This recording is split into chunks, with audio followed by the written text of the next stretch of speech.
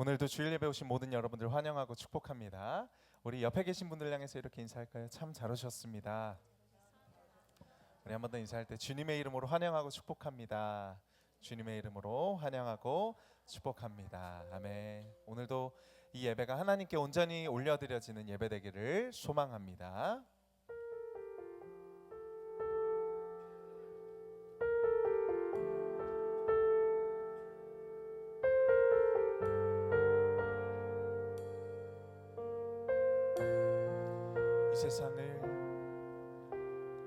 이 세상을 살아가는 동안에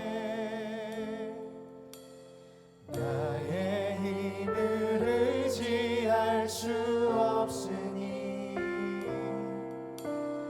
기도하고 낙심하지 말 것은 주께서 참 소망이 되심이라. 주의 길을 걸어가는 동안에 세상의 것 의지할 수 없으니 감사하고 낙심하지 말 것을 주께서 참 기쁨이 되심이라. 하나님의 꿈이 나의 비전이 되고 예수님의 성품이 나의 인격이 되고 성령님의 권능이 나의 능력이 되길 원하고 바라고 기도합니다. 주의 길을 걸어가는 동안에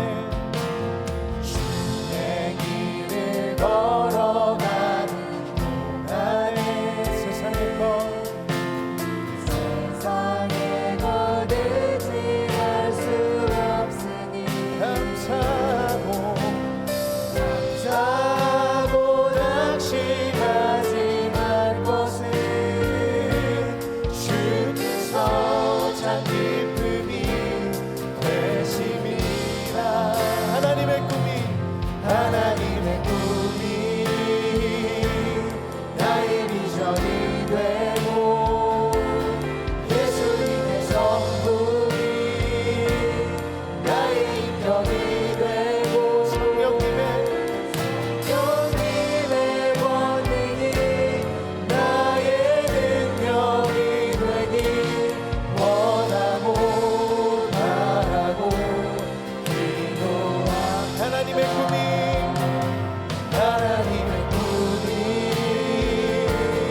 나의 비전이 되고 예수님의 성품이 나의 인격이 되고 성령님의 권능이 나의 능력이 되길 원하고 바라고 기도합니다. 하나님의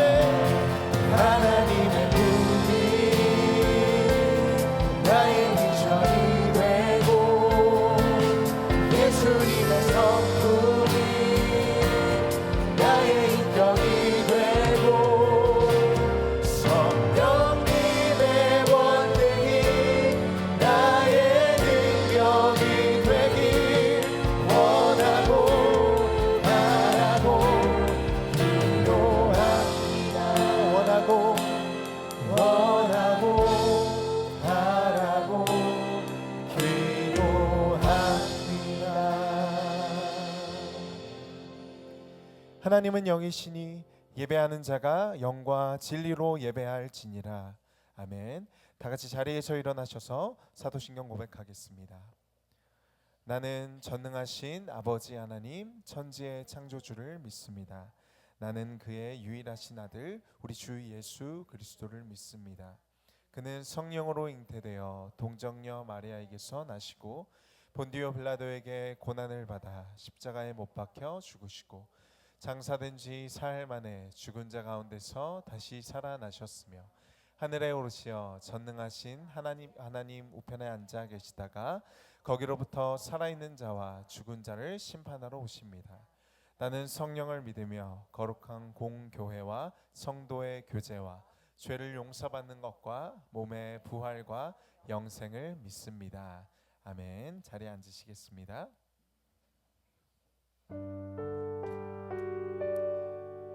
우리 이 시간 함께 서로를 축복하며 찬양하기를 원합니다. 주님께서 교회에 삼으시고 부르신 우리 모두 이렇게 손을 내밀어서 서로 축복할까요? 하나님께서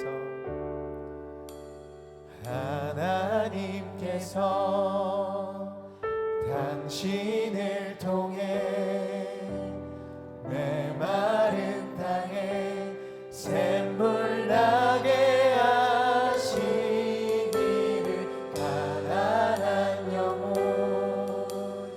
목마른 영혼 당신을 통해 주 사랑 알기 원하네.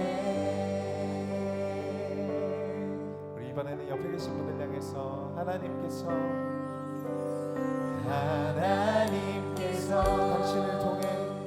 당신을 통해 메마른 땅에 샘물 나게 하시기를 가난한 영혼 목마른 영혼 당신을 통해 주 사랑. 우리 마지막으로 멀리 계신 분들 향해서 하나님께서 당신을 통해 메마른 땅에 샘물 나게 하시기를 가난한 영혼 목마른 영혼 당신을 통해 주 사랑 알기 원하네. 우리 하나 되게 하신 하나님께 영광의 박수 올려드립시다.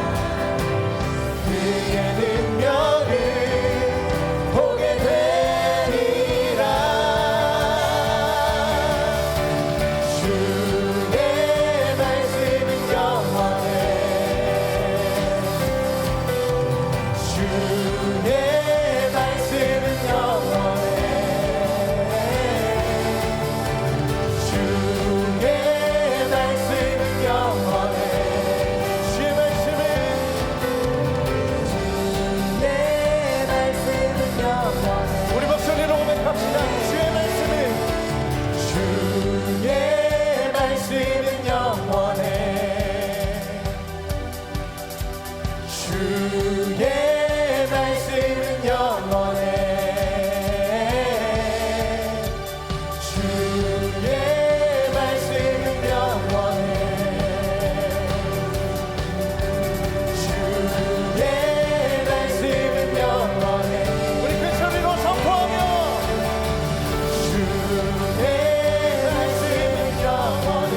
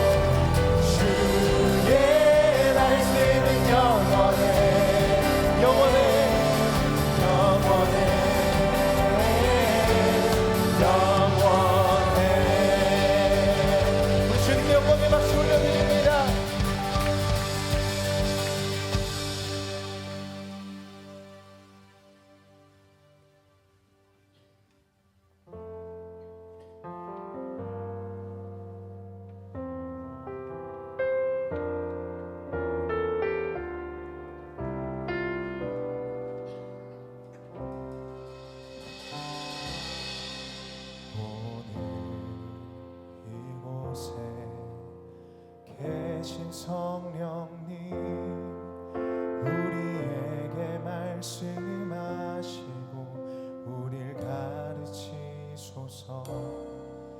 다친 우리 맘 열어주시고 주의 빛으로 밝혀 우릴 인도하소서.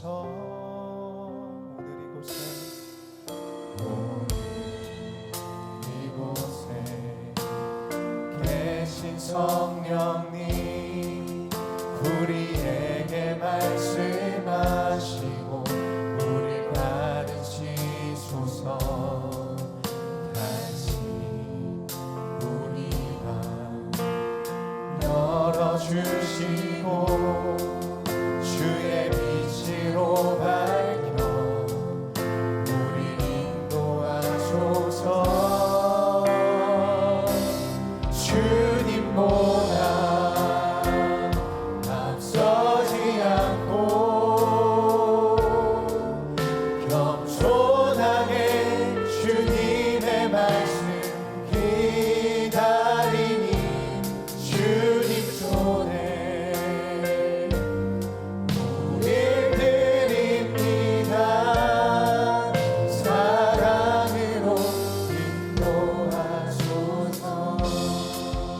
이곳에 계신 오늘 이곳에 계신 성령님 우리에게 말씀하시고 우리 가르치소서. 다시 우리 맘 열어주시고 주의 빛으로 밝혀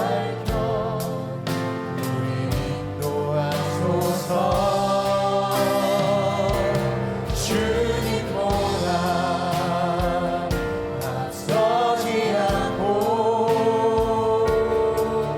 겸손하게 주님의 말씀 기다리니 주님 손에 우릴 드립니다. 사랑으로 인도하소서.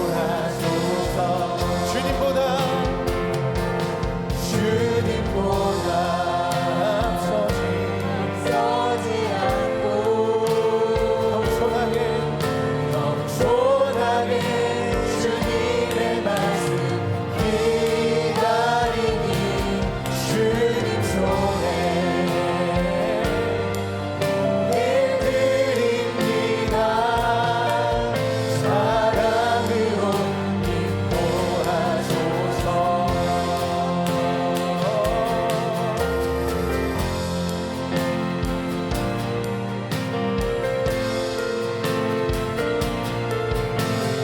주님 앞에 그렇게 결단하며 다시 한번 고백하며 나갑시다. 주님보다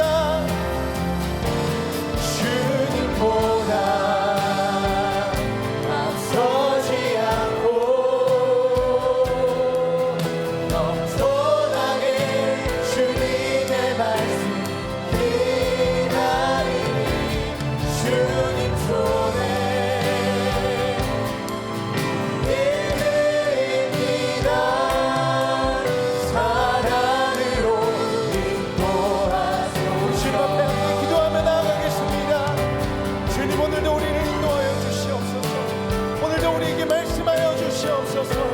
겸손하게 주님의 음성을 듣고 하나님 말씀에 순종하기를 원합니다. 하나님 우리의 삶을 주님 앞에 맡겨드립니다. 이곳에 계신 성령님, 우리보다 앞서 행하시는 주님, 우리의 앞서 문을 여시고 길을 여시는 그 주님께서 하나님 오늘도 우리에게 말씀하여 주시옵소서. 하나님 우리가 겸손히 주님의 음성을 듣기를 원하옵니다. 오늘도 우리에게 말씀하시고 우리를 가르쳐 주시옵소서. 다신 마음, 완악한 마음, 주님을 믿고 의지하고 신뢰하지 못하는 모든 마음 주님의 성령의 능력으로 열어주시옵소서. 오직 주의 말씀으로 우리의 심령을 비춰주시옵소서.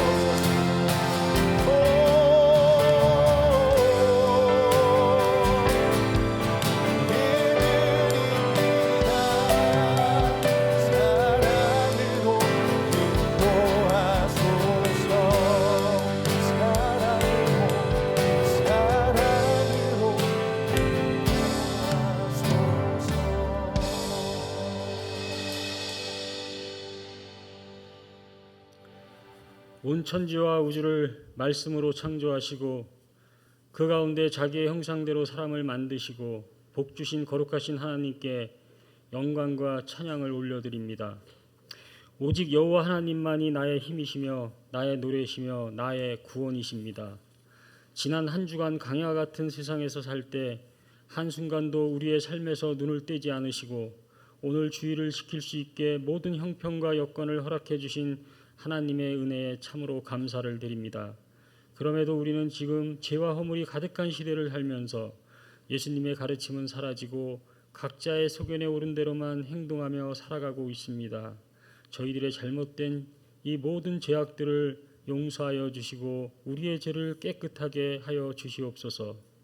우리의 기도를 통해 대화를 원하시는 하나님, 어떤 형편과 상황 가운데서도 신실하신 하나님을 믿고 그 영광을 위해 힘없이 기도하게 하시고 어떠한 위급한 경우에도 당황하지 않고 세상 권력으로부터는 자유롭게 하시되 하나님께는 절대 순종하는 믿음을 주시옵소서. 상황에 따라 대처하는 지혜를 허락하시고 진리 앞에서는 당당함을 잃지 않는 신실한 삶을 살게 하옵소서. 감당 못할 어려움에 처할 때가 있습니다. 건강이 나빠지고 혼돈에 빠지기도 하며 길이 아닌 길을 걷기도 합니다. 우리의 길이 되어주시는 하나님, 이러한 모든 문제를 통한 해결도 하나님께서 응답하실 줄 믿습니다. 너는 청년의 때 너의 창조주를 기억하라고 하시는 말씀을 기억하며 이 시대의 청년들에게도 요셉처럼 하나님께서 주신 그 꿈을 이루어 인생의 꽃을 활짝 피워낼 수 있도록 용기를 허락하여 주옵소서. 메마르고 어둡고 가난과 인습에 매이는 이 땅에 복음이 들어와 교회가 세상을 변화시키는 일을 잘 감당하는 것처럼 불신받는 한국교회가 신뢰를 회복하게 하시고 세상의 빛과 소금의 역할을 잘 감당할 수 있도록 도와주옵소서. 우리 각자의 개인적인 문제와 고민들도 주님 앞에 지금 내려놓습니다.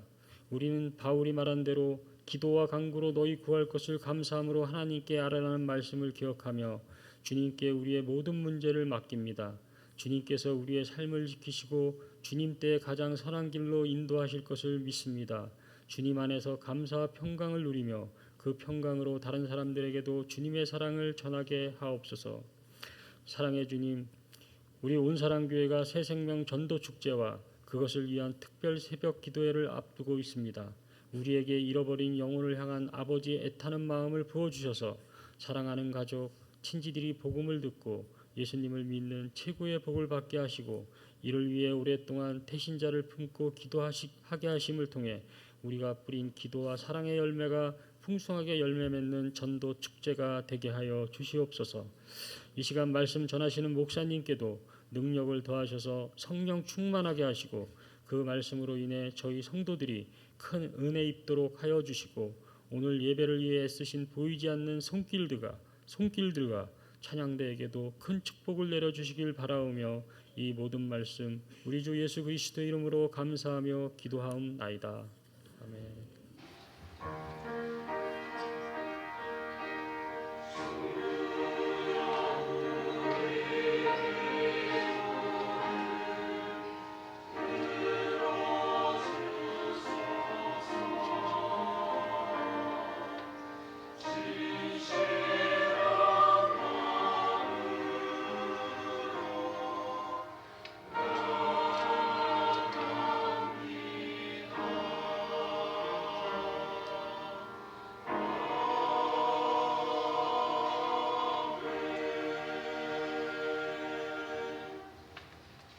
하나님의 말씀 보겠습니다. 다니엘서 5장 22절에서 29절 말씀입니다.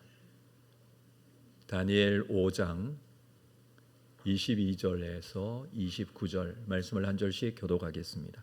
벨사살이여, 왕은 그의 아들이 되어서 이것을 다 알고도 아직도 마음을 낮추지 아니하고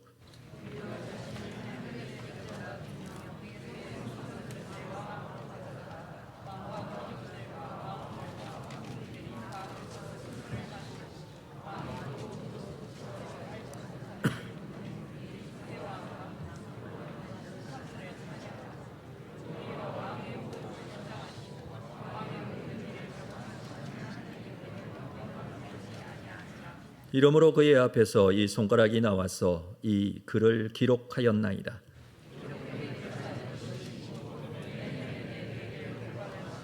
그거를 해석하건대면에는 하나님이 이미 왕의 나라의 시대를 세워서 그것을 끝나게 하셨다 함이요,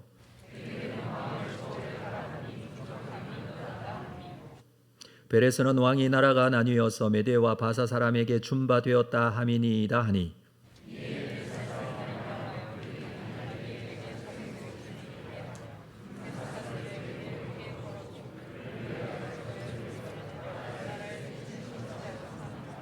아멘.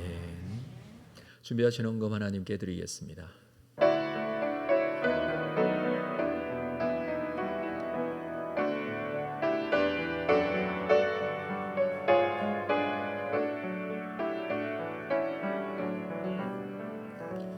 거룩하신 아버지 하나님, 귀한 주일 주님 앞에 나왔습니다. 나오며 한 주간 우리가 살면서 주신 감사의 제목 또한 감사 헌금과 함께 하나님께 예물로 올려드립니다.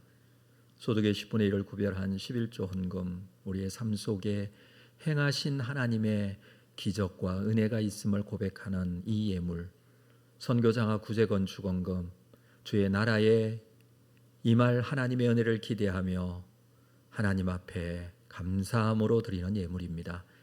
하나님 받으시고 우리에게는 더 큰 은혜와 감사가 있게 인도하시며 주 생명의 복음의 역사가 증거되어지고 하나님 나라가 확장되어지며 주의 뜻이 이루어지는 일에 쓰임받게 하여 주옵소서. 감사하고 예수님의 이름으로 기도합니다. 아멘. 2부 찬양대에 찬양이 있겠습니다.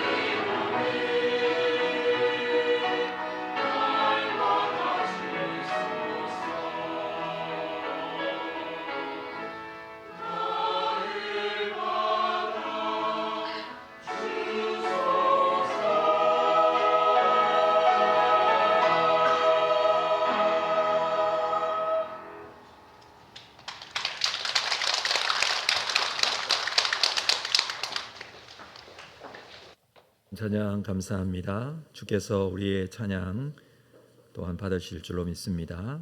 우리 교회 소식 함께 나누겠습니다. 주보에 있는 내용 여러분 다시 한번 확인해 주시기를 바랍니다.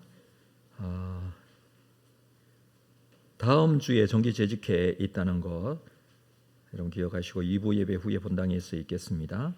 새생명 축제 준비하면서 이번 주는 준비 단계 5단계입니다. 이번 주 실천 내용은 전도 대상자와 교제의 시간 보내기죠. 전도 대상자가 우리 작정하고 태신자들이 있는데 그들에게 함께 만나서 교제하는 시간입니다. 다음 주 실천 내용은 전도 대상자에게 초대장 전달하기. 초대장 여러분께 넣어드렸죠. 초대장을 전달하기입니다.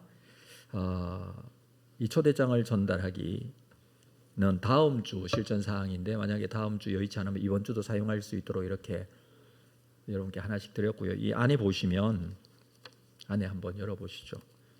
보시면 쿠폰이 들어 있습니다. 커피밀 쿠폰 있는지 확인하셔야 됩니다. 이거 사용하셔야 되니까. 커피밀 쿠폰은 이번 주에 전도 대상자와 교제의 시간을 보내기 위해서 이걸 사용하시라는 것입니다. 물론 뭐 만나서 다른 곳에서 차 한잔 하실 수도 있겠지만 교회로 초청하실 거니까 교회 1층에 있는 카페로 오셔서 함께 교제하시면 더 전도 대상자 우리 태신자들에게는 더 유익한 시간이 되지 않을까라고 생각을 합니다. 여기 이 쿠폰은 다른 용도로 사용하실 수는 없습니다. 뭐 선물로 쓴다든지 이렇게 하지 마시고요.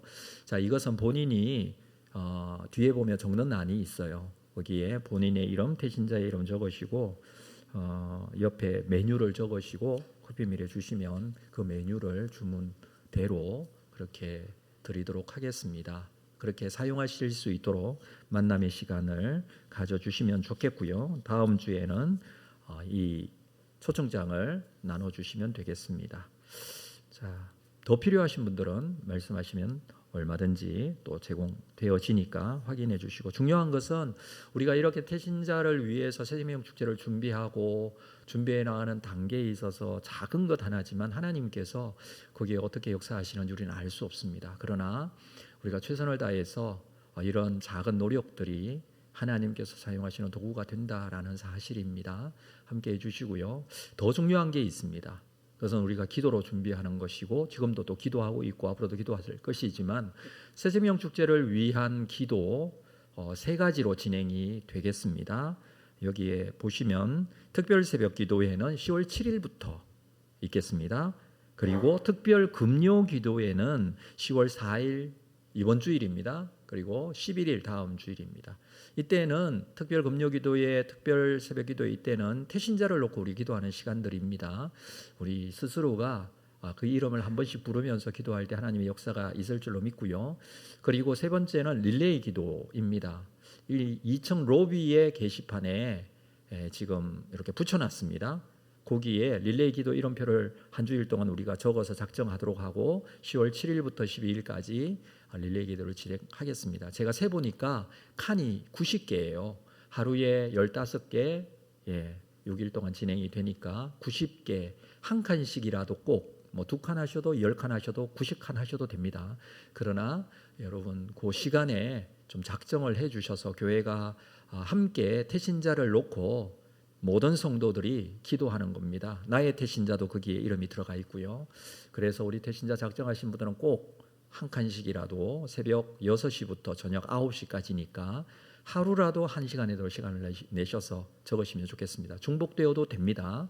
그리고 더 시간을 많이 하셔도 됩니다. 여러분이 함께 하셔도 됩니다. 빈칸이 없었으면 좋겠어요. 어쩔 수 없을 수도 있겠지만 그렇게 해서 우리가 기도는 3가지로 진행이 된다는 거 여러분 꼭 기억해 주시고 기도 작정하기, 커피밀 쿠폰 사용하기, 초청장 전달하기 이건 내가 해야 될 일입니다. 그래서 우리가 새생명 축제 주의 은혜로 하나님의 능력이 나타나는 시간이겠지만 우리도 준비하면서 함께 해 나갔으면 좋겠습니다. 우리 2025년도 캄보디아 단기 선교는 오늘까지 모집을 마무리하도록 하겠습니다. 지난주에 등록한 새 가족 오셔서 감사합니다. 우리 함께 축하하시고 환영해 주시기를 바랍니다. 오늘 2부 예배 오신 모든 분들 주의 이름으로 환영하고 축복합니다. 우리 서로 한번 인사할까요? 반갑게 인사하겠습니다. 사랑합니다. 축복합니다. 주의 사랑으로 사랑합니다. 네. 자, 오늘 말씀 함께 나누도록 하겠습니다. 제목이 하나님의 저울이라는 제목으로 우리 5장, 다니엘서 5장 두 번째 시간입니다. 다니엘서를 보면 다니엘에 대한 이야기로 기록이 되어 있지만 또 한편으로는 바벨론의 왕의 이야기를 기록하고 있기도 합니다. 1장부터 4장까지 우리가 보았습니다. 느부갓네살 왕의 이야기가 기록이 되어 있습니다. 우리가 보고 있는 5장에서는 벨사살 왕의 이야기가 기록이 되고 있습니다. 6장부터는 다른 나라 페르시아의 왕에 대한 이야기가 또 나올 것입니다. 5장의 이 벨사살 왕은 성경에서 느부갓네살 왕 다음으로 나오는 왕이지만 느부갓네살 왕과 벨사살 왕 사이에는 최소한 4명의 왕이 있었다라고 지난주에 말씀을 드렸습니다. 명목상 바벨론의 마지막 왕은 벨사살의 아버지 나보니두스였다라고 했고요. 그렇지만 실질적으로 바벨론 성에 거하면서 정치적으로 왕의 역할을 하고 있었던 사람은 이 벨사살 왕이 바벨론의 마지막 왕이다라고 했습니다. 이 벨사살 왕이 바벨론이 멸망하기 직전까지 바벨론 성에서 잔치를 하고 있었습니다. 이 잔치에서 벨사살은 예루살렘 성전에서 가져온 성전 그릇들을 술잔으로 사용했습니다. 교만의 극치를 보여주는 그런 장면이기도 하죠. 그런데 갑자기 벽에 손이 나타나고 손가락으로 글을 쓰기 시작합니다. 초자연적인 일입니다. 일상에서는 볼 수 없는 일이 나타난 것입니다. 바벨론의 모든 지혜자들을 불러 모았지만 이 글을 읽을 수도 해석할 수도 없었다라고 합니다. 자, 이때 이 왕의 어머니 왕비가 들어와서 바벨론에게 이것을 물어보라라고 요청을 하죠. 그래서 다시 다니엘이 수십 년 만에 왕 앞에 서게 됩니다. 다니엘이 바벨론의 지혜자들이 해결할 수 없는 문제를 해결하기 위해서 왕 앞에 서는 것이 벌써 성경에서만 3번째입니다. 물론 그가 총리로 재직할 당시에 여러 번의 이러한 상황들이 있었겠습니다만 성경에 기록하고 있는 것은 3번째입니다. 느부갓네살 왕의 꿈을 해석하기 위해서 2장과 4장에서 다니엘은 왕 앞에서 꿈을 해석했습니다. 이제 다시 벽에 쓰여진 글, 이것을 해석하기 위해서 왕 앞에 부름을 받은 것이죠. 비록 시간이 흐르긴 했지만 가장 중요한 시기에 정말 알 수 없는 일들이 일어나는 이런 때에 하나님은 다니엘을 사용하십니다. 다니엘을 사용하시는데 중요한 것은 아무도 읽을 수 없는 그 글을 읽고 그것을 해석하는 기적으로 사용하시는 것보다 이 일을 통해서 하나님께서는 다니엘에게 말씀을 주시고 그 말씀을 전달하고 있다는 것이죠. 2장에서도 그랬고 4장에서도 마찬가지예요. 하나님은 느부갓네살의 이 꿈을 통해서 앞으로 제국들이 어떻게 이루어질 것인지에 대한 하나님의 계획을 말씀하셨습니다. 두 번째 꿈에서도 온 세상의 주인이 하나님이심을 설명했습니다. 오늘도 여기에서도 사람이 읽지 못하고 해석하지 못하는 글을 통해서 하나님께서 말씀하시고자 합니다. 이 이야기의 초점은 이 글을 해석하는 어떤 능력, 기적이 나타난다 이것이 아니라 이를 통해서 하나님께서 지금 말씀하고 계신다는 것입니다. 그래서 다니엘이 전달하는 하나님의 말씀, 이것을 우리는 볼 수 있어야 합니다. 우리가 지난주에 12절까지 말씀을 나누었는데 13절 이후 마지막 절까지 오늘 말씀을 보도록 하겠습니다. 자, 요약해서 보면 13절 하반절 먼저 볼까요? 하반절에 왕이 다니엘에게 말합니다. 네가 나의 부왕이 유다에서 사로잡아 온 유다 자손 중에 그 다니엘이냐? 라고 묻습니다. 벨사살이 다니엘에게 이렇게 말하는 말의 뉘앙스를 잘 보셔야 돼요. 다니엘에게 갑자기 유다에서 사로잡혀 온 자이냐라고 묻습니다. 다니엘이 포로로 잡혀온 게 주전 605년, 지금이 주전 539년. 그렇다면 다니엘이 포로로 잡혀왔던 게 66년 전의 이야기예요. 총리까지 지낸 이 다니엘을 벨사살은 포로 신분이다 라는 말을 지금 하고 있습니다.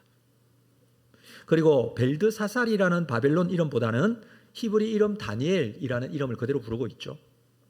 그것은 벨사살, 이 벨드사살이라는 다니엘의 이름 좀 비슷해요. 이름이 기분이 나빠서 뭐 그렇게 안 부르는지는 모르겠지만 이 다니엘을 자꾸 어떻게 부르냐 하면 그 다니엘의 위치, 너는 히브리 사람이다, 포로였다라는 그런 위치를 확인시켜 주듯이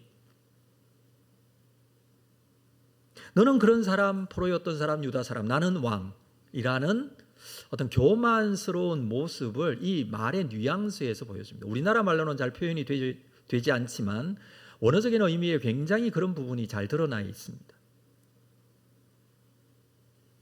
교만한 모습의 모습을 그대로 지금 상황에서 보여주고 있는 것이죠. 여러분, 교만이라는 것은 세상에서 자신을 세울 수 있는 아주 편리한 방법이에요. 자신을 세우고 자신을 드러내고 자신을 설명하는 방법이 교만이라는 방법으로 사용되어지는 경우가 굉장히 많죠. 교만으로 자신을 세우고 설명하는 데 효과적이라고 생각하기 때문에 벨사살도 마지막까지 교만한 모습을 말의 뉘앙스에서도 알 수 있습니다. 자, 뿐만 아니고 16장 상반절의 말씀에 네가 내게 대하여 들은즉 너는 해석을 잘하고 의문을 푼다 하더라. 자, 이 표현도 마찬가지입니다. 지금 네가 마음에 들지 않지만 네가 듣고자 하니 사람들이 그렇게 많이 해석을 잘해주고 의문을 잘 푼다고 하는데 그 말이죠. 이어서 말씀을 볼까요? 하반절에 그런즉 이제 네가 이거를 읽고 그 해석을 내게 알려주면 너 정말 이런 것을 해석할 수 있느냐라는 의미로 말합니다. 별 기대감을 가지고 있지 않는 그런 뉘앙스로 말하고 있습니다. 바벨론의 모든 지혜자들이 아무도 풀지 못했던 걸 다니엘이라고 풀 수 있겠느냐 그런 말인데 사실 그 전에 벨사살은 예루살렘 성전 그릇을 술잔으로 삼고 자기 신들을 숭배하는 잔치를 했던 사람이에요.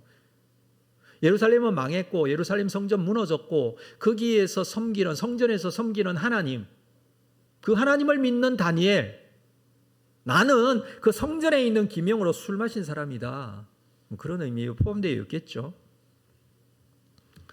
그 예루살렘 성전의 여호와 하나님을 믿는 다니엘에게 무슨 기대감을 가질 수 있겠습니까?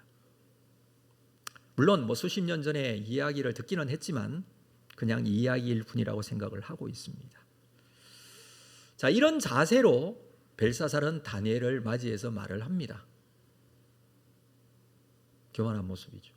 그러나 다니엘은 벨사살에게 이 부분에 대해서, 이 글에 대해서, 이것이 왜 나타났는지에 대해서 설명을 이후에 해주고 있습니다.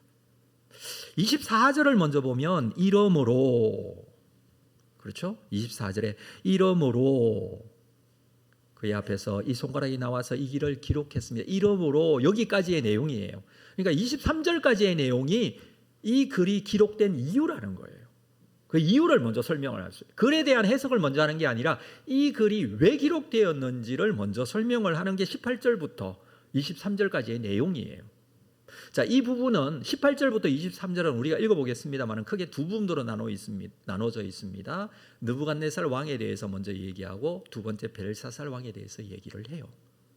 느부갓네살 왕에 대한 이야기를 볼까요? 18절, 왕이여 지극히 높으신 하나님이 왕에 붙인 느부갓네살에게 나라와 큰 권세와 영광과 위엄을 주셨다라고 합니다. 지극히 높으신 하나님이 느부갓네살 왕에게 나라, 권세, 영광, 위엄 모든 것을 주셨다라고 말합니다. 굉장히 중요한 의미이죠. 하나님께서 왕에게 주셨다. 사실 바벨론에 있어서 느부갓네살 왕은 절대적인 자리였다는 것을 말씀을 드렸습니다. 그는 바벨론의 전체를 담당할 이야기해도 과언이 아닐 정도로, 우리가 신상에 대한 꿈에 대해서도 얘기했지만 이 바벨론에 해당하는 그 머리라는 부분은 왕이라고 얘기를 했을 정도로 바벨론 하면 느부갓네살 왕이에요. 그런데 그 왕에 가지고 있는 모든 권세와 능력을 누가 주셨다라고 하면 하느냐면 하나님이 주셨다라고 합니다. 자, 19절 볼까요? 그에게 큰 권세를 주셨으므로 백성과 나라와 언어와 다른 모든 사람들이 그의 앞에서 떨며 두려워했어요. 느부갓네살 앞에서 두려워하며 떨릴 수 있었던 것은 하나님께서 권세를 주셨기 때문이에요. 그런데 그는 임의로 죽이고 임의로 살리고 임의로 높이고 임의로 낮추었습니다. 자, 이 말은 하는 것은 적어도 벨사살 왕보다는 더 큰 권세가 느부갓네살에게 있었다는 거예요. 당신이 지금 가지고 있는 그 권세보다 느부갓네살 왕이 더 위대한 왕이었다는 것을 지금 말하는데, 그 왕도 하나님께서 주신 권세로 하나님께서 허락하셔서 그렇게 권세를 가지고 있었다라는 것입니다. 그런데 어떻게 되었습니까? 20절, 그가 마음이 높아지고 뜻이 완악하며 교만을 행함으로 그의 왕위가 패한 바 되었다. 우리 앞에서 살펴본 내용이죠. 그가 교만했으므로 하나님께서 그 왕위를 패하게 하시죠. 21절, 사람 중에서 쫓겨나서 그의 마음이 들짐승의 마음과 같이 되죠. 그래서 정신 이상자가 되어서 막 짐승처럼 들판을 헤매고 다니는 그런 세월을 7년 동안이나 보내게 되잖아요. 지금 그 이야기를 하는 거예요. 느부갓네살 왕은 결국 이 모든 것, 이 나라, 그리고 그 나라의 왕으로서의 권세, 이것 또한 하나님께서 주신다라는 것을 깨달았을 때 그 왕위를 다시 하나님께서 회복시켜 주셨어요. 그렇죠? 교만한 느부갓네살이 그 교만으로 하나님 앞에 하나님을 깨닫지 못했을 때 하나님께서는 낮추셨어요. 7년 동안 낮추셨어요. 그가 하나님의 살아계신 거, 하나님이 어떤 분인지 깨닫게 되었을 때 다시 회복해 주셨다라는 그런 내용을, 앞에 있는 내용을 잘 설명을 해주고 있어요. 그러면서 22절을 볼까요? 벨사살이여 왕은 그의 아들이 되어서 이것을 다 알고도, 벨사살 왕이 아는 내용이에요. 느부갓네살 왕이 어떤 왕인지 알죠. 당연히 알죠. 그런데 느부갓네살 왕이 교만하여서 하나님께서 낮추셨던 것도 다 알고 있었다라. 어떻게 알고 있었을까요? 지금 시간이 그렇게 지났는데. 근데 기록에 의하면 벨사살 왕이 정계에 입문하여서 이미 왕궁에 들어왔을 때에는 느부갓네살 왕이 있을 때였다고 합니다. 지금 나이로 보면 그래요. 23년 전에 느부갓네살 왕이 죽었지만 그 전에 정계에 들어왔던 벨사살이에요. 그래서 느부갓네살 왕이 어떤 왕인지, 그에게 무슨 일이 있었는지를 너무나 잘 알고 있었다고 합니다. 그래서 이 표현이 그렇게 되어 있죠. 이것을 다 알고도, 느부갓네살 왕이 어땠는지 알고도 벨사살은 어떻게 했다고요? 마음을 낮추지 않았습니다. 그러면서 벨사살 왕의 교만에 대한 이야기를 그 뒤에 해주고 있어요. 자, 23절 말씀 보겠습니다. 23절 같이 천천히 읽으면서 벨사살 왕의 교만이 무엇인지를 한번 정리해 보십시오. 자, 같이 읽겠습니다. 시작. 도리어 자신을 하늘의 주제보다 높이며 그의 성전 그릇을 왕 앞으로 가져다가 왕과 귀족들과 왕후들과 후궁들이 다 그것으로 술을 마시고, 왕이 또 보지도 듣지도 알지도 못하는 금, 은, 구리, 쇠와 나무, 돌로 만든 신상을 찬양하고, 도리어 왕의 호흡을 주장하시고 왕의 모든 길을 작정하시는 하나님께는 영광을 돌리지 아니한지라. 자, 네 가지. 우리 앞에 화면에 보면은 다시 한번 네 가지를 이렇게 번호를 매겨놨어요. 왕의 문제 네 가지, 왕이 교만한 내용 네 가지. 첫 번째 무엇입니까? 자신을 하늘의 주제보다 높였다. 하나님보다 자신을 높였어요. 자신을 하나님보다 높이는 교만, 벨사살 왕에게 있었어요. 두 번째, 성전 그릇을 술잔으로 사용하는 이 교만. 이 교만이죠. 이건 진짜 교만의 모습 그대로 보여주고 있는. 그리고 세 번째, 만든 우상들을 찬양합니다. 술잔을 가지고, 이거 성전의 기명들을 술잔으로 사용하면서 먹고 즐기며 잔치하면, 그 잔치 자리가 무슨 자리였다 그랬죠? 우상 숭배하는 자리였다 그랬죠. 그리고 그 잔치 자리가 우상 숭배의 절기다라고 얘기를 드렸어요. 그렇듯이 이 잔치 자리에서 우상에게 오히려 찬양하는 것, 이게 무슨 교만이냐면 어리석은 교만이에요. 우상 숭배하는 교만은 어리석은 교만이에요. 네 번째, 도리어 왕의 호흡을 주장하시고 왕의 모든 길을 작정하시는 하나님께는 영광을 돌리지, 그러니까 하나님께 영광 돌리지 않는 것도 교만이에요. 자신을 하나님보다 높이는 것 교만, 하나님께 영광 돌리지 않는 것 또한 교만. 네 가지로 정리를 할 수 있습니다. 그런데 이 네 가지 교만을 자세히 한번 보면 이 교만은 다 누구와 연관된 교만이냐면 하나님과 연관된 교만이에요. 그렇죠? 하나님과 연관된 교만이에요. 여러분, 교만이라는 게 결국 하나님과 연관된 교만이거든요. 벨사살 왕이 이렇게 된 이유가 뭘까요? 이 교만스럽게 된 이유. 벨사살이 가진 것이 많아서 이렇게 교만해졌을까요? 벨사살이 능력이 많아서 왕이기 때문에 교만해졌을까요? 그렇지 않습니다. 많이 가졌다고 무조건 교만하는 건 절대 아니에요. 왜 교만할까요? 하나님을 믿지 못하기 때문에, 하나님을 만나지 못하기 때문에. 자, 앞에서 교만은 다 하나님의 교만이라, 하나님에 대한 교만이라고 그랬어요. 하나님을 온전하게 믿지 못하고 하나님을 온전하게 섬기지 않고 하나님을 만나지 못한 벨사살은 하나님 앞에 교만한 사람이었다라고 평가를 하고 있습니다. 그렇다면 좀 생각해 볼 것은, 우리는 하나님을 믿고 우리는 하나님을 만났는데 우리는 겸손합니까? 우리는 이 부분은 조금 이따가 좀 생각을 해야 될 거예요. 우리 이거 좀 생각해 봐야 될 부분이에요. 가진 것이 많아도 여러분 겸손해야 되고, 가진 것이 없어도 겸손해야 돼요. 이건 하나님 앞에 겸손을 해야 된다는 것입니다. 누구든지 마찬가지예요. 자, 그런데 오늘 말씀에서는 24절에 이러므로 그의 앞에서 이 손가락이 나와서 이 글이 기록되었다라고 합니다. 그러면서 글을 해석해 줍니다. 25절 볼까요? 기록된 글자는 이것이니 곧 메네 메네 데겔 우바르신이라. 메네 메네 데겔 우바르신. 세 개의 단어입니다. 메네, 데겔, 우바르신. 그런데 이 세 개의 단어는 모두 두 개의 뜻을 가지고 있어요. 그러니까 아람어 동사 분사이기도 하고요, 화폐 단위로 사용되어지는 단어이기도 해요. 메네라는 단어가 있죠. 메네라는 단어는 미나라는 화폐 단위가 있습니다. 미나라는 단어는 얼마만한 단어이냐면 50세겔에 해당되는 이 화폐 단위입니다. 메네, 미나. 그리고 데겔이라는 이 단어, 두 번째 단어는 어떤 화폐에 해당이 되느냐면 세겔. 발음이 비슷하죠. 세겔, 한 세겔. 그러면 미나는 몇십 세겔? 50세겔이라는 뜻이에요. 우바르신이라는 것은 반 세겔, 2분의 1 세겔을 의미해요. 그런데 동사 분사로 해석이 될 수 있다고 그랬어요. 메네는 계산하다라는 뜻이에요. 그리고 데겔은 저울의 무게를 달다라는 뜻이고, 우바르신이라는 것은 나누어진다라는 뜻을 가지고 있습니다. 이러한 단어들이 아람어로 이렇게 해석이 되고 화폐 단위로도 이렇게 해석이 되고. 자, 그렇다면 화폐 단위로 생각을 해본다면 이런 의미예요. 50세겔, 한 세겔, 반 세겔 이런 뜻이거든요. 뜻이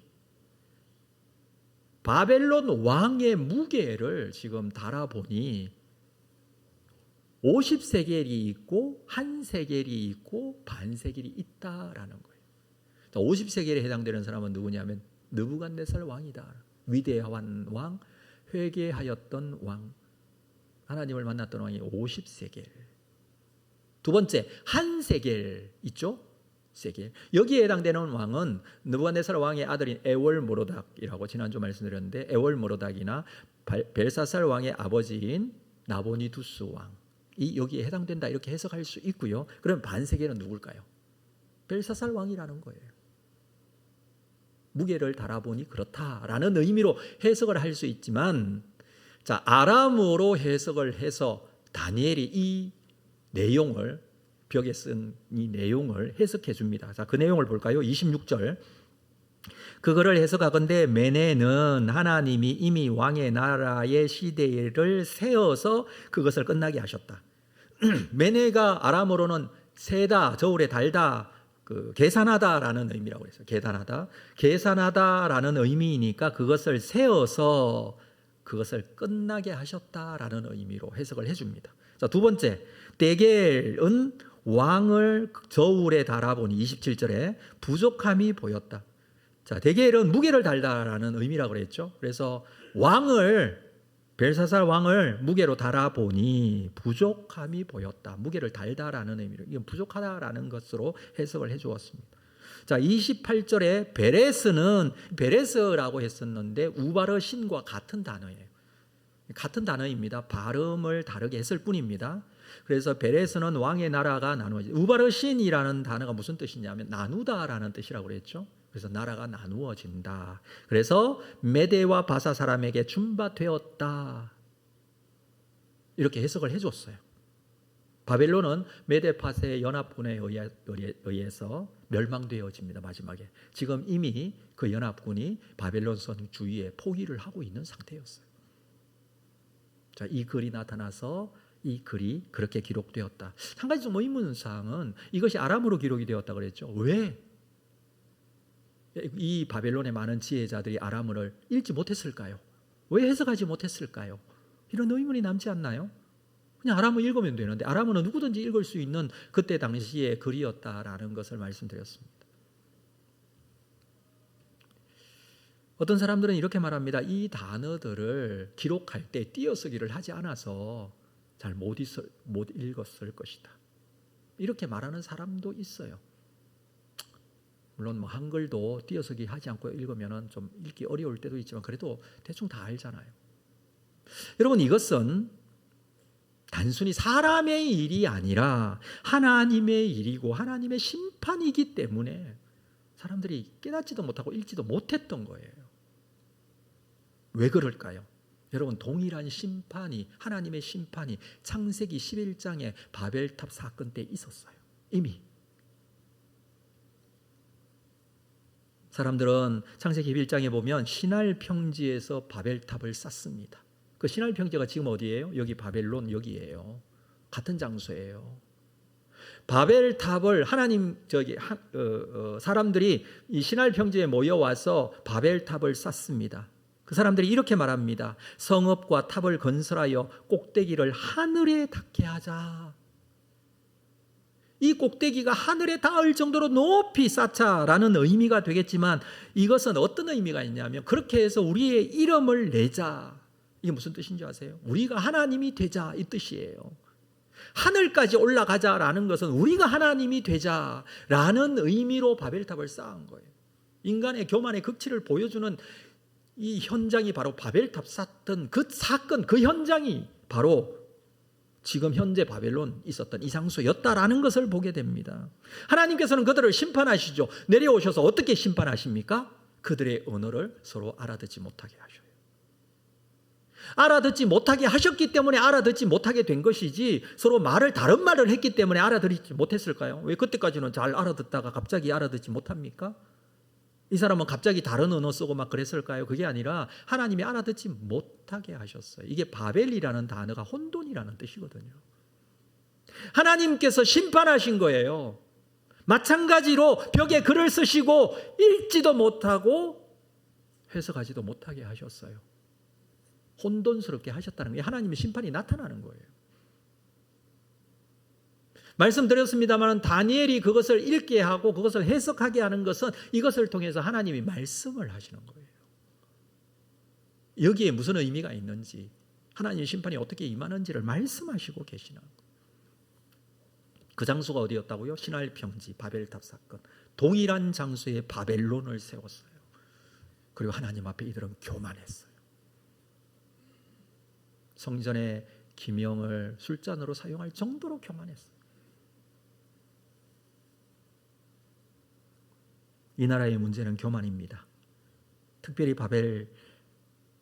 바벨론뿐만 아니라 벨사살 왕, 그는 자신을 하나님보다 높였다 그랬어요.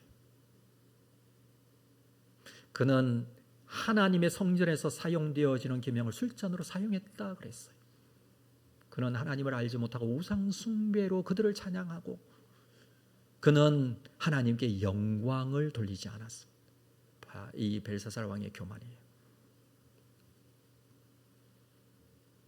하나님께서 그래서 벽에 글을 쓰시고 읽지 못하게 하신 거예요. 혼란스럽게 하신 것이죠. 하나님께서는 이 벽에 쓰신 글 해석해 주었고 그 해석한 대로 진행하십니다. 30절 말씀 볼까요? 그날 밤에 갈대아 왕 벨사살이 죽임을 당하였고 31절 메대 사람 다리오가 나라를 얻었는데 그때 다리오는 62세였더라. 벽에 글자가 쓰여진 그대로 행하였습니다. 당시에 이 이제 기록물들이 조금 엇갈리는 부분들이 많이 있습니다. 좀 엇갈린다기보다는 다른 내용들을 기록하고 이제 이 바벨론이 멸망할 당시 그날 마지막 날 있었던 사건들을 여러 역사가들이 기록을 하고 있는데 이 성이 이 바벨론 성이 굉장히 강하다고 그랬죠. 철옹성이라고 그랬죠. 4겹으로 이루어진 성이라고 그랬고 해자들이 있고 여러분 그게 도저히 접근할 수 없는 거였지만 기록에 의하면 이것을 오히려 바벨론 성 안에 있던 주민들이 문을 열어줘서 이 메데파사 연합군을 맞이해 줬다라는 기록이 있어요. 또는 나보누이투스가 나보누이투스의 벨사살 왕의 아버지죠. 군대를 이끌고 가서 이 연합군과 함께 전쟁에서 아주 크게 패했다라는 그런 기록도 있고요. 그리고 이 연합군이 와서 바벨론 성을 점령할 수 없으니 그 옆에 흐르고 있던 유브라데스 강 물줄기가 성 안으로 들어가서 이렇게 나오도록 되어 있었는데 여기 물줄기를 완전히 막고 물줄기의 방향을 바꾸고 이 성 안에 있던 이들을 이제 포위하고 있었다 이렇게 기록을 하고 있기도 합니다. 자, 중요한 것은 그날 밤에 벨사살 왕은 죽임을 당하고 나라가 망합니다. 그렇죠. 말씀하신 대로 그렇게 벨사살 왕도 죽고 죽임을 당하고 바벨론도 망합니다. 여러분 바벨론은 언제부터 시작이 되었어요? 바벨탑 산 그때부터 시작이 되었어요. 그게 바벨론이 된 거예요. 바벨론의 역사를 보면 바벨탑을 쌓은 이후에도 거기에 또 구시대에 고대 바벨론이 세워졌고 고대 바벨론 이후에 중기 바벨론도 있고 중기 바벨론 이후에 다시 세워진 바벨론이 신바벨론이라고 그랬어요. 지금 이야기는 신바벨론 이야기이잖아요.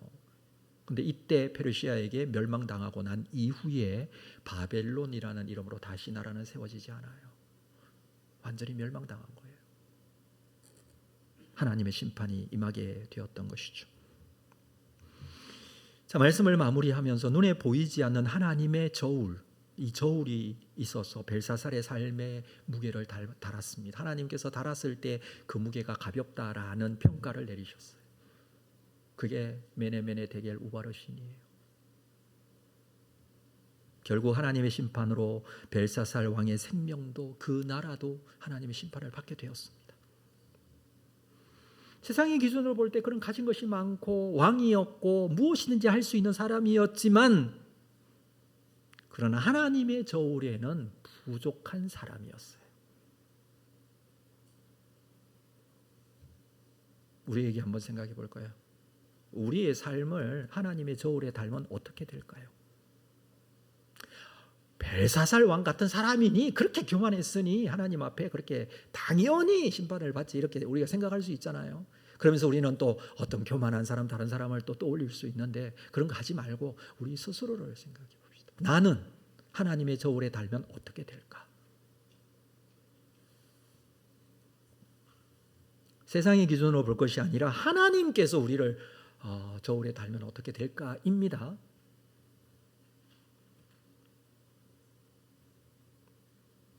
제가 뜸을 들이는 이유는 저도 이것을 생각하고 묵상하는 시간들이 있었고 생각하면 생각할수록 제 자신이 교만하다는 생각을 지울 수 없었습니다.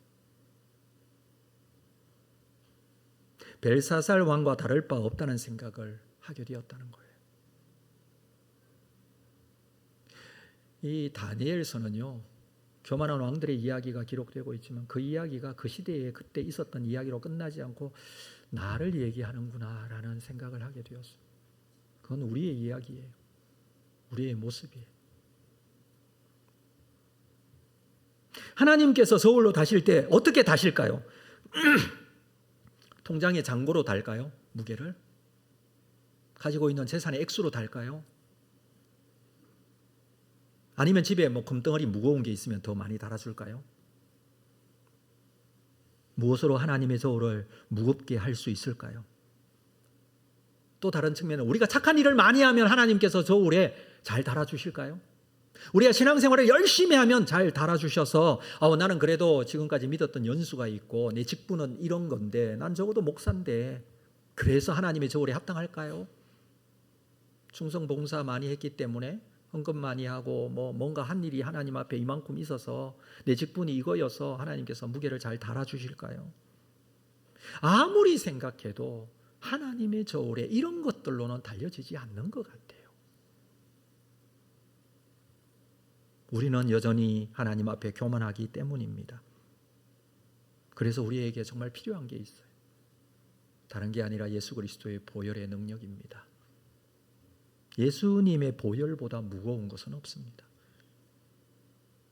내가 가진 겸손이나 내가 가진 종교적인 열심이나 열정으로 하나님 앞에 합당한 자가 되는 것이 아니라 교만한 나의 죄를 대신하여 나를 살리신 예수 그리스도의 보혈로 하나님의 저 오래 달려주신 거예요. 예수님이 십자가에 달려주신 거예요. 우리가 믿는 것은 나의 겸손함이 아니라 예수 그리스도의 보혈의 능력인 줄로 믿습니다. 이 은혜가 없이 우리는 여전히 교만하고 이 은혜의 삶이 없이 우리는 여전히 평가하고 판단하는 자로만 설 수 있을 것입니다. 벨사살 왕의 교만은 하나님과 관계된 교만이었어요. 하나님 앞에 하나님을 여전히 인정하지 못한다면 하나님의 살아계심과 우리 삶 속에 역사되어지실 하나님, 우리를 끝까지 붙들고 가신 그 하나님에 대해서 온전하게 믿지 못한다면, 예수 그리스도 보내주시면서 우리를 구원하여 주셨고 하나님의 사랑을 보여주셨음에도 불구하고 그것을 확인하지 못한다면 여전히 우리는 교만한 자가 아닐까요? 오늘도 그리스도의 보혈의 능력으로 겸손하게 주님의 저울에 달리는 여러분 될 수 있기를 주의 이름으로 축복합니다. 하나님 앞에 겸손해야 순종할 수 있어요.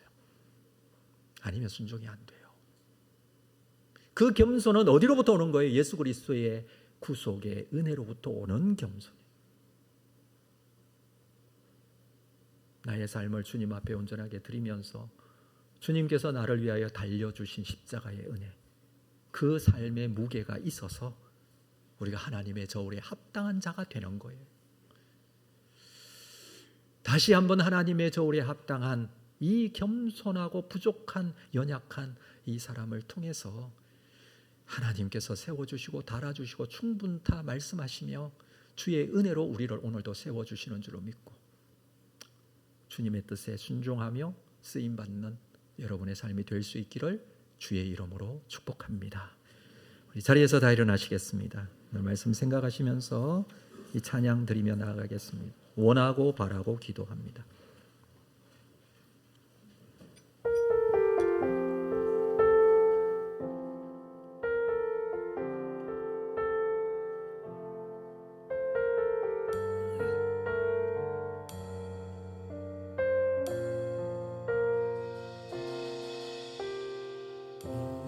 세상을 살아가는 동안에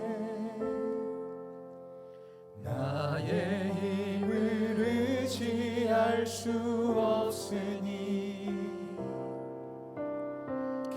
기도하고 낙심하지 말 것을 주께서 참 소망이 되심이라. 주의 길을 걸어가는 주의 길을 걸어가는 동안에 세상에 더 의지할 수 없으니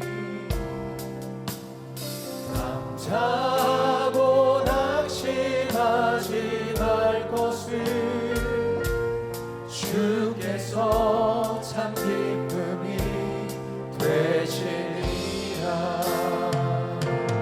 하나님의 꿈이 나의 비전이 되고 예수님의 성품이 나의 인격이 되고 성령님의 권능이 나의 능력이 되길 원하고 바라고 기도합니다. 하나님의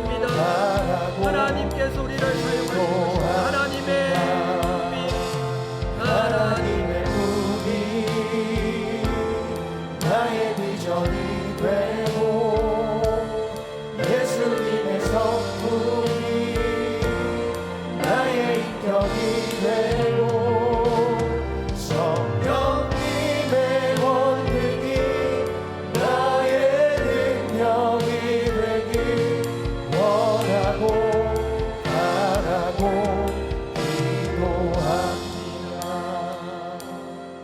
우리 함께 손을 모으고 함께 기도하고 마무리하겠습니다. 하나님께서 오늘도 우리에게 주신 말씀, 다니엘서는 그 시대에 있었던 사건을 기록할 뿐만 아니라 우리의 이야기, 나의 이야기를 기록하고 있는 말씀이라고, 오늘 현재의 나에게 주시는 말씀이라고 여겨집니다. 우리가 그동안 교만했던 사람들을 평가하고 판단하는 교만을 저질렀다면 용서하여 주시고, 내가 교만한 사람이었음을 고백하며 주님 앞에 겸손하여 지기를 원합니다.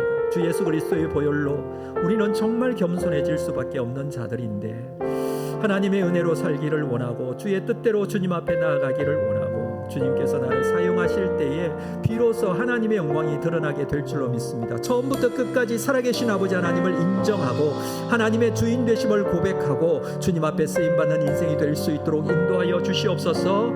겸손하고 순종하는 자가 되게 하여 주시옵소서. 우리 함께 기도로 하나님께 나아가겠습니다. 거룩하신 아버지 하나님이여, 오늘도 우리에게 주셨던 이 말씀에 하나님의 거룩하신 그 은혜의 삶으로 주님 앞에 거룩하게 나아가게 하심을 감사합니다.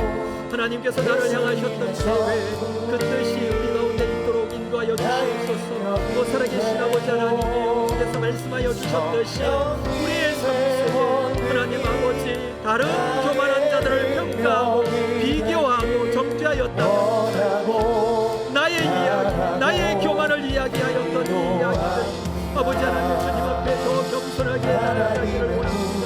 그리스도의 보혈의 능력이 없었으면 우리는 아무것도 아니었던 자들이었는데, 주님 죽어주시고 십자가에 달려주시고 하나님의 저울에 달려주시고 주님께서 달려주시고 주님 우리의 삶의 무게도 주님 앞에 거룩하게 되었음을 고백합니다. 오늘도 우리의 삶 속에 임하셨던 하나님의 놀라운 은혜 계속 우리의 삶 속에 진행되기를 원합니다. 주의 은혜대로 주님 앞에 거룩하게 세워지고 한 주간 살면서 주의 은혜로 살게 하시고 그 보혈의 능력으로 주님 앞에 거룩하게 나아가는 우리의 삶이 될 수 있도록 하나님 은혜 베풀어 주시고 인도하여 주시기를 원합니다. 우리가 살아갈 수 있는 힘과 능력 성령께서 주시고 함께하여 주시는 귀한 은혜가 있도록 인도하여 주시옵소서. 주께서 함께하심을 믿습니다. 온전히 되어 주님 앞에 영광이 되기를 원합니다.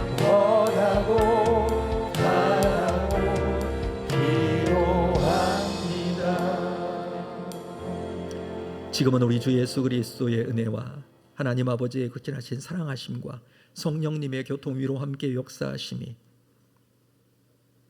겸손하게 주님 앞에 엎드리고 주 예수 그리스도의 보혈의 능력, 나를 구원하신 은혜 대신 달려주신 하나님의 저울에 달아주시고 우리의 삶을 평가해 주시고 귀하다 여겨주시고 하나님의 자녀로 삼아주신 그 놀라운 은혜에 사로잡혀 주님 앞에 거룩하게 세워지고 쓰임받기를 원하는 우리 모든 성도들 심령 위에 지금으로부터 영원토록 함께 있을지어다. 아멘.